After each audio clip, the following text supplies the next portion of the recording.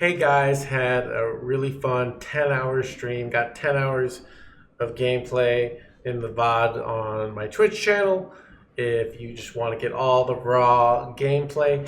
But I kind of wanted to do something a little different because people I know really like my commentary, and I kind of wanted to show you guys. I think this deck has a lot of contradictions to, to normal Hearthstone knowledge. And I think, what do we think when we think normal Hearthstone plays, standard plays, is like use your mana, go efficiently, tempo, fight for board. And there's a lot of reasons to not do that in certain situations and to kind of go against the normal grain, to hold back resources, to not play for tempo, to ignore a board, or to go face, or to not go face. There's a lot of weird things that happen in this deck, and you need to be looking, not looking, but able to make non-standard plays when the game calls for it. That kind of go against the grain. So I think a real super common one is you got Primordial Studies in your hand, and you got Imprisoned Phoenix in your hand. Conventional mana says spend one mana. Maybe you get a lab partner, but a lot of times, I think my normal play in that spot is I will hold Primordial Studies and then I'll play Imprisoned Phoenix on 2, so that way I can discount the thing on 3, and then if I get something like a Cram Session, I can often play a discounted spell minion with a Cram Session, because the problem is often if I'm playing it on 1, then I have a 1 mana Phoenix, and I don't really want that. So that's super common. That's pretty obvious, I think. But I think some of these might be obvious to you guys, but some of them won't, I think. So I just kind of want to highlight spots that, traditional, the ABCs of Hearthstone. And I think, when you think ABCs of Hearthstone, I think fight for board, spend your mana, play high tempo, use board to push damage face. That's, I think, traditional Hearthstone. But I think this deck has a lot of things that make it a little bit weirder. And I think one of the two biggest cards that make holding resources interesting, I'd say, or maybe 3 cards, I'd probably say, are in the Imprisoned Phoenix. The Imprisoned Phoenix allows you to set up high damage on your spell minions. So often you wait 2 turns, and all of a sudden your spells just do way more damage. And same thing with Cram Session. So you holding these spell damage minions till the right time can often be a good play. Where traditional says play your minions.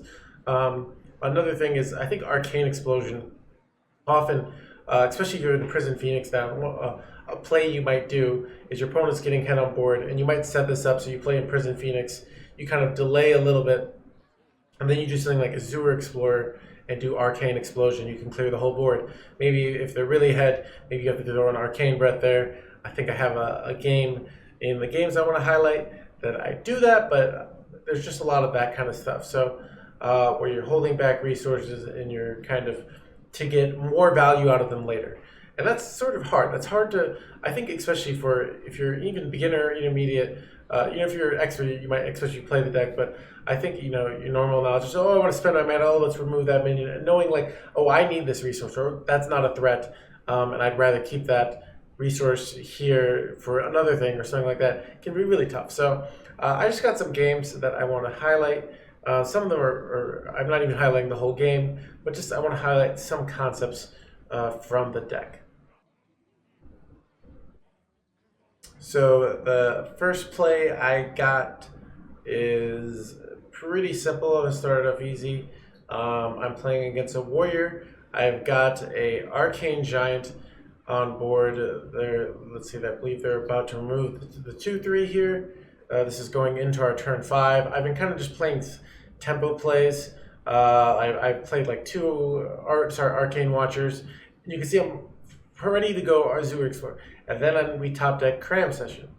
And this real standard play here is to go, I think standard Hearthstone knowledge says, okay, you play Azure Explorer, you spend your mana, and you get another minion, so that's another play for the next turn. You get 5 face damage. There's so many good things, and I don't do that. And I want you guys to know why. And it's very simple. We have Cram Session in our deck. And when we're playing against a warrior, you really have to be able to go the distance. And I'm just looking at this, and warrior almost always will be able to remove this Azure Explorer. So the thing is, I really want to get this cram session value. We really need the value. We have all burn, and we just don't have enough resources to win the game right now. Like, what are we going to get? Like, the best thing maybe we could get is that 6 mana, 5/6 dragon, which would be good. But, once they remove that, we're just have 15 damage burn and nothing else. And they're going to gain armor. They're going to do stuff when they want to do once we stop playing tempo, and we're going to lose. So I said, okay, I'm going to delay things a turn, and I'm going to get a nice cram session. So I decided to use this Frostbolt. Allows them to, not do a weapon. I think I do it when I just do a Fireball, where I take out their armor. That makes shield slam a little more difficult. And, and I make a little more hand space. They go Bulwark here. And then I go Azure Explorer here as planned. And I think I play Proto Drake, which is kind of a very resilient minion against Warrior. And then we do draw. And I just want to emphasize, because maybe it seems obvious, but I don't think it is, because it's a spot where I think standard Hearthstone knowledge is tempo.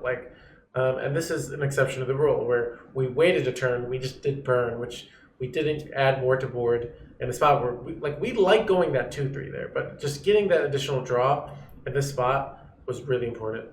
So I think that's just something. It's just a real subtle play.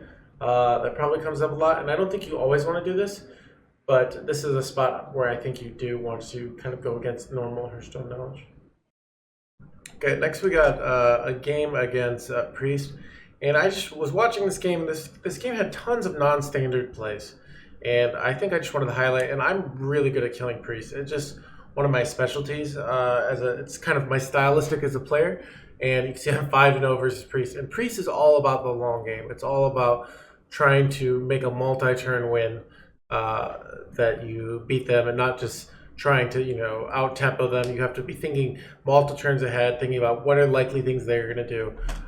So here I just keep Primordial Studies pretty standard, and I get Imprisoned Phoenix. And this was kind of something I had talked about before, and you can see here I do something I think most of you wouldn't do. I don't play Primordial Studies or Lab Partner, and I kind of want to highlight this kind of hand, why I think it's bad. One, I think Lab Partner doesn't do a lot, and I think you guys might underestimate. Oh, it's a 1/3, you can get smited. It just, if you don't have, we're not even ever going cram position on 2 anyways, because we have Phoenix in hand, so we'd always want to get more value. Getting a big cram session.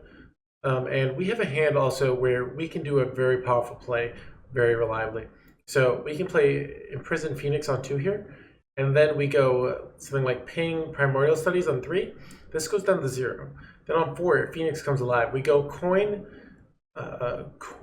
Raz, and we play a 0 mana this, and we're doing 4 damage to all minions and their face. And now Priest can usually come back from this, or at least stabilize, but a lot of classes just will never come back. But if you play the Lab Partner, your opponent can trade that off and get value out of their minions. And I think another thing that especially against Priest, where this might not be as relevant against Rogue or another class that's going to kill you really fast, Priest is horrible at closing out games. So the reality is, if they do 15 damage to you, well, it's worse than not dealing 15 damage to you, but it's not a big deal. Like, if you have board against Priest, you can have 5 life and be relative and be completely safe, because they just don't have burst. The only way they can really burst to you is thought stealing your burst. So it's a thing of, as long as you have board, so it's a thing of, you don't have to worry that if you have a plan to get back board but you're going to lose some life, no big deal. So you can see I'm thinking about it, and I decided, nope, not going to play the Lab Partner. And I do the Phoenix play here, and then we hit the nuts. We hit cram session. So now, when first I go this, and I'm kind of wondering if I get a dragon, but we hit Mana Reservoir, and I go Arcane. One, it kills the 0/2, but it's actually good to just get cards out of our hand, because it makes us have more room for the cram session. And I don't play this. I just don't want it to get removed. And there's maybe a case for playing this, but it's just a thing of, I'd rather have the guaranteed draw, because getting a 2 mana draw 5 against a priest is pretty much game winning. This game has a lot of actually interesting decisions. I think we actually end up losing this game despite the amazing start. But so we do this, and they got this fast 7/5, but now we can go Azure Explorer, and we're gonna have just ridiculous amount of spell damage. I take Alexstrasza over the Evasive Worm here, and I think Alexstrasza I just know is generally super good against priests, though Evasive Worm is a high tempo play for next turn. So it's actually a very close decision, I think. But I thought with this hand we had plenty of plays that I'd rather, in case they did something ridiculous, being able to come back with an Alexstrasza play, which is relevant later. So, and then here, let's see. So what do they do? What happens here? They do a Pyro play, they clear a board. I do a Tempo Raz here. Or no, I do this. I think I wanted to get the draw while I still could. I'm not sure in hindsight. Maybe Raz would have been better. I'm not sure. And so here I'm hoping to go Alex in 2 turns. So I'm trying to just keep loading stuff on board and make them use removal and make them react. And then I'm hoping that I can play an Alex that they can't answer. So that's what I'm trying to set up here. They do this Plague of Death here, and then I do the tempo this. I could have gone Lab Partner for more damage, but I thought I'd rather save it for this stuff, saying I was going Alex, and then they do this, which is really frustrating. And I was planning on going Alexstrasza, but when I hit the Imprisoned Phoenix, I feel like I can make a 2-turn setup play, and this is another non-standard play, I thought, where we play Imprisoned Phoenix, then we go Alex, they maybe try and heal, and then it comes online, and we can go Frostbolt, Fireball with the Lab Partner, and that'll be 6, 12, 21 damage, which is really good. So I do this, and I kind of just delay it. I keep the Lab Partner in hand here, and it thinks that they've gotten bored, and we're actually in a really kind of tough spot. And I think when I see this Fireball, I tempo the Lab Partner. In hindsight, I'm not even sure about this, but I'm thinking that I'd rather have something on board, because right now we can go 6, 12, 15, where if I go on Lab Partner, we'd have 7, 14, 15, so we'd have the same amount of damage. So I'm thinking, okay, by doing this, sorry.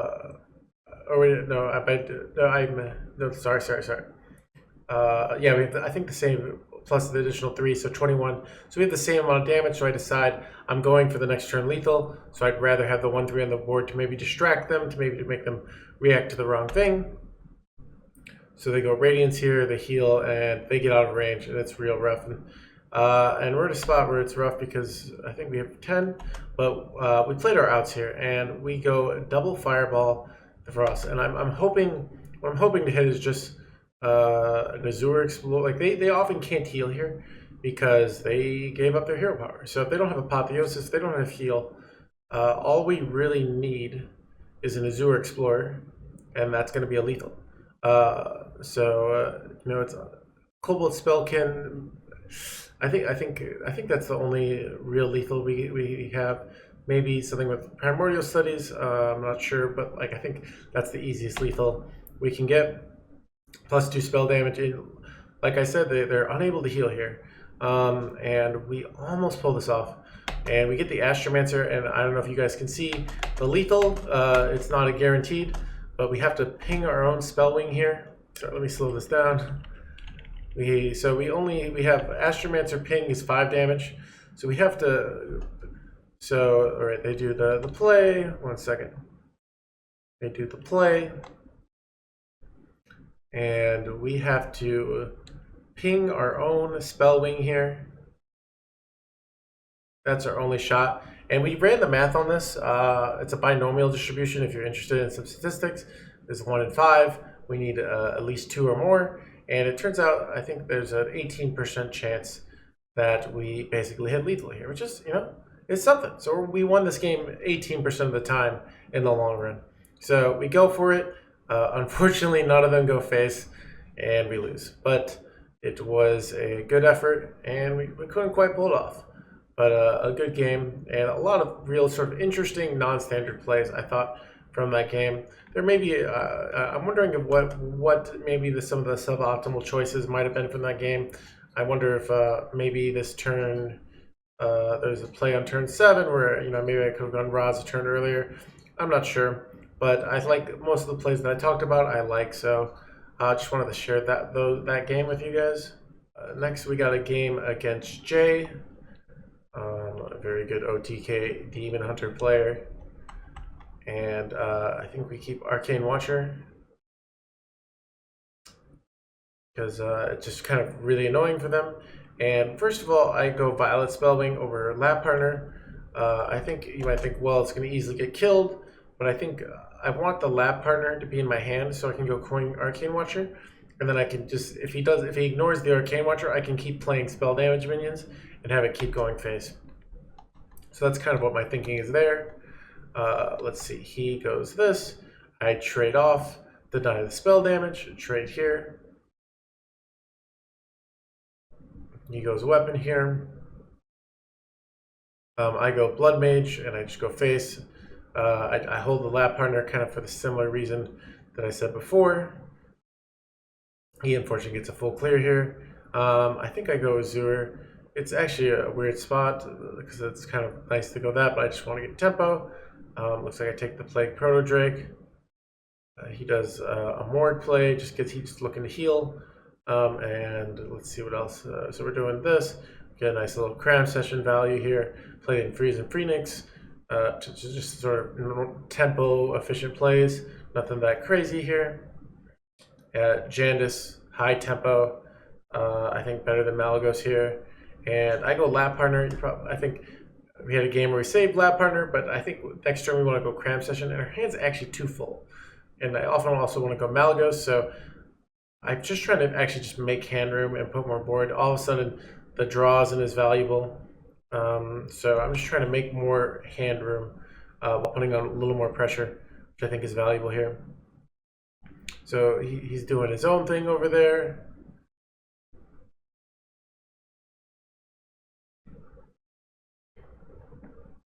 And he's thinking he's going to get lethal this turn.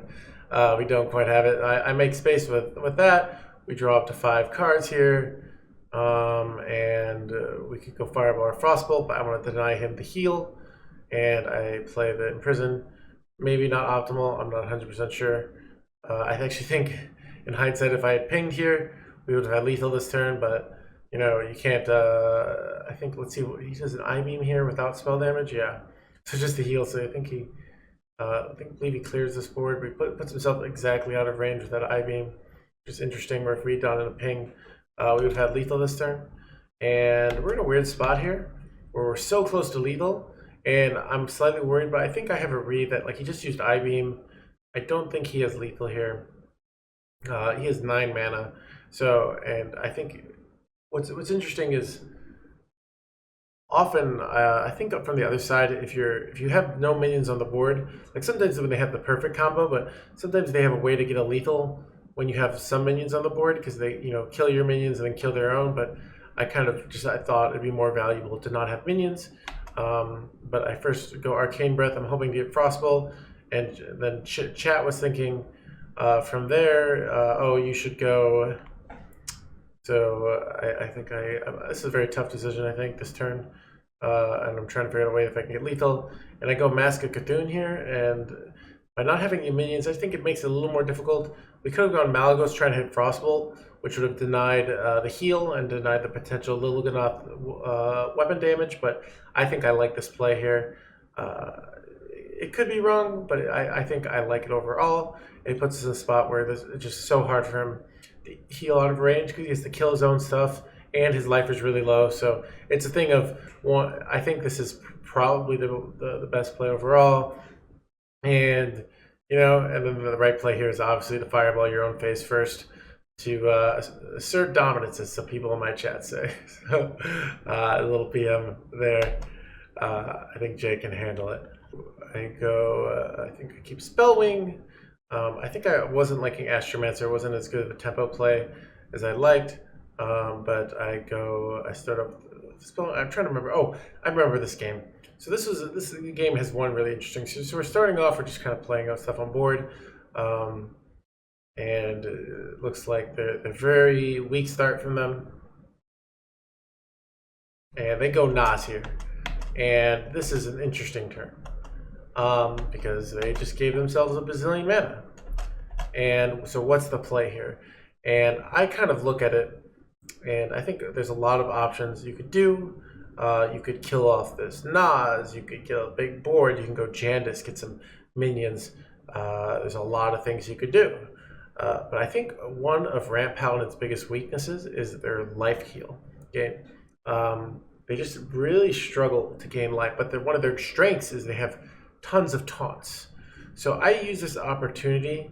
One, I'm not going to have the spell damage forever. We got the 2/3, and I just play all my spell damage stuff here.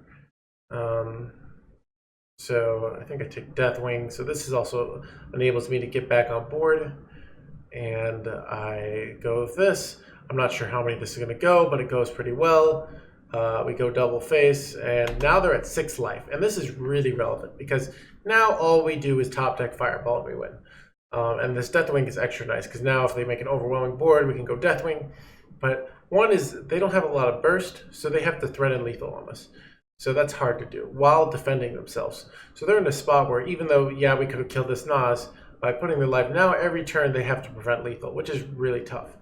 And they're on a clock because they know as soon as we draw Fireball, we win. They know we should know we have one dragon in our hand and some other card in a coin. So in this spot, I think they're in a tough spot because they would like to, try and put some pressure on us, but they also have to be very defensive.